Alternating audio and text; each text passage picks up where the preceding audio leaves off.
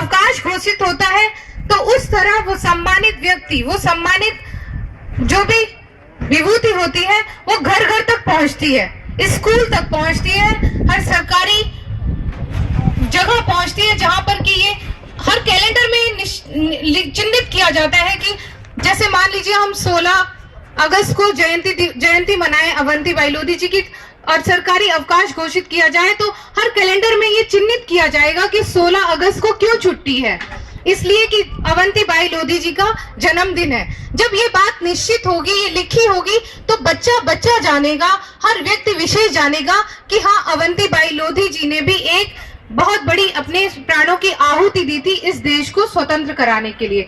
तो ये सबसे अच्छा मुद्दा है। मैं कहती हूँ कि हम ये होना चाहिए, सरकारी अवकाश घोषित होना चाहिए शहीदी दिवस, जो कि हम अभी तक 20 मार्च को मनाते हैं, लेकिन इसमें भी कुछ भ्रांतियां हैं, वो हमें अपने संगठनों के स्तर पर उनको निश्चित करना होगा कि हम शहीदी दिवस किस दिन मनाना चाहते हैं।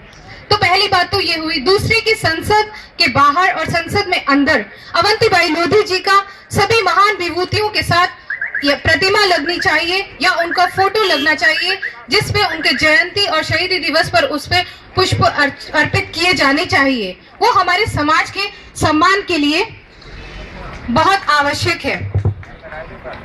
और तीसरी बात जो उसमें है कि अवंतीबाई लोधी जी के नाम पर मध्य प्रदेश में जो विश्वविद्यालय है उनका नामकरण होना चाहिए। अवंतीबाई लोधी जी मध्य प्रदेश से आती हैं, तो ये बहुत जरूरी है वहां की जनता की जागरूकता के लिए, पूरे देश की जागरूकता के लिए कि हमारे समाज की महिला ने कितना बड़ा योगदान दिया। उनके नाम पर सुपरफास्ट ट्रेन चलनी चाहिए। लेकिन मुझे अफसोस इस बात का है, उस महिला ने, उस वीरांगना ने सिर्फ 27 साल की उम्र में हमारे समाज को जिस ऊंचाई पर पहुंचाया, आज हम 155 वर्ष बाद भी उस महिला को वो सम्मान नहीं दिला पाए हैं। ये कमी हमारे समाज की है, हम सब लोगों की है, मैं ऐसा मानती हूँ, क्योंकि ये हमारा नैतिक दायित्व है। हर व्यक्ति विशेष का, हर लोधी राजपूत का ये नैतिक दायित्व है कि वो हमारी वीरांगना को उस ऊंचाई तक ले जाए जहाँ पे कि महारानी लक्ष्मीबाई का नाम आज की डेट में अंकित है। तो हमारे वीरांगना अवंतीबाई लोधी ने भी उसी तरह से प्राणों की आहुति दी थी अंग्रेजों से लड़ते हुए। लेकिन ये हमारी कमी है, हर लोधी समाज के हर व्यक्ति विशेष की कमी है कि हम अपनी वीरांगना का नाम उस स्तर पर नहीं ले जा पाए हैं या उसमें असक्षम रहे हैं। इसलिए मैं प्रमोद लोधी जी को धन्यवाद देती हूँ कि उन्होंने इस तरफ एक कदम उठाया। यहाँ पर उपस्थित शहीद अवंतीबाई लोधी फाउंडेशन से आए हुए जितेंद्र लोधी जी, दिक्पाल जी और लोधी राजपूत जन कल्याण समिति से आए हुए पुनीत लोधी जी, मोमराज जी, मैं आप सभी को विशेष रूप से धन्यवाद देती हूँ। सभी संगठनों को धन्यवाद देती हूँ और मुझे खुशी है कि चलिए हमारे संगठन संगठित होने की दिशा में कदम तो रख रहे हैं, इसलिए मुझे बहुत खुशी है। लेकिन मैं इस मंच के माध्यम से एक बात और भी कहना चाहती हूँ।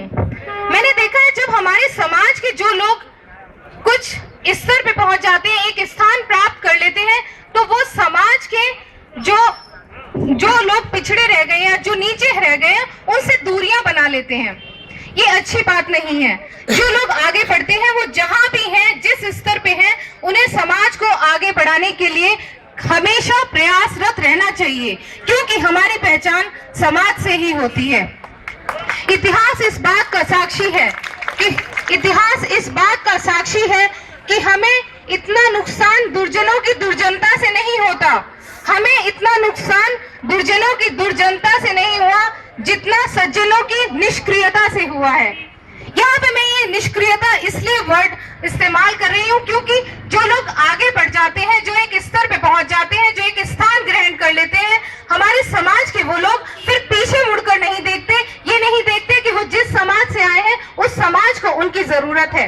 मैं ये नहीं कहती कि हर कोई राजनीति में आ जाए या हर कोई सामाजिक कार्य करने लगे, लेकिन आप जहां हैं, जिस स्तर पे हैं, वहां से आप अपने समाज के युवाओं को प्रेरित कर सकते हैं, उन्हें वो शिक्षा दे सकते हैं, वो विजन दे सकते हैं, वो विचारधारा दे सकते हैं, जिससे कि वो भी समाज के विकास में एक कड़ी बन सके। तो इसलिए सभी मेरे उन सज्जनों से, हम यहाँ पर जितने लोग उपस्थित हैं, इन सबका तो मैं हार्दिक धन्यवाद देती हूँ, लेकिन जो यहाँ पे उनसे मेरी एक गुजारिश है कि समाज के कार्यों में अपना योगदान दें, अपना थोड़ा समय दें। इससे किसी का नुकसान नहीं होगा, हमारे समाज ही आगे बढ़ेगा। इसी कड़ी में मैं आप सभी को ये कहना चाहती हूँ कि संगठन का काम करना इतना आसान नहीं होता। जैसा कि प्रमोद राजपूत जी लखनऊ से आकर काफी टाइम से यहाँ पर प्रयासरत है, उन्होंने बहुत लोगों से मिले जुले, मीटिंग की, लेकिन फिर भी हम लोग उतनी संख्या में यहाँ उपस्थित नहीं है जितनी संख्या में हमें होना चाहिए। हमें अपनी बात कहने के लिए सिर्फ इतने लोगों की नहीं, बहुत ज्यादा लोगों की जरूरत है। और संख्या में हम प्रतिशत में इतने ज्यादा हैं, हम 9% हैं, लेकिन हम यहाँ पे कहाँ हैं? यहाँ पर तो हम है ही नहीं। यहाँ पर हम गिनती में गिने जा सकते हैं।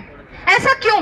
ऐसा इसीलिए है क्योंकि हम में से बहुत ज्यादा लोग जागरूक नहीं हैं। कुछ तो ऐसे हैं जो यहाँ तक पहुंच नहीं सकते और कुछ ऐसे हैं जो इतना ऊपर पहुंच गए वो यहाँ आना नहीं चाहते। तो मेरा आप सभी से जो यहाँ पर उपस्थित है उनसे ये विशेष अनुरोध है कि आप अपने आसपास के सभी लोधी राजपूतों को जागरूक करें, उनमें ये क्षमता, ये सक्रियता जगाएं कि वो भी समाज का हिस्सा बनकर समाज के लिए कुछ ना कुछ योगदान अवश्य करें। इसी संदर्भ में मैं कहना चाहती हूँ अपने समाज के लोगों से, जब टूटने लगे हौसले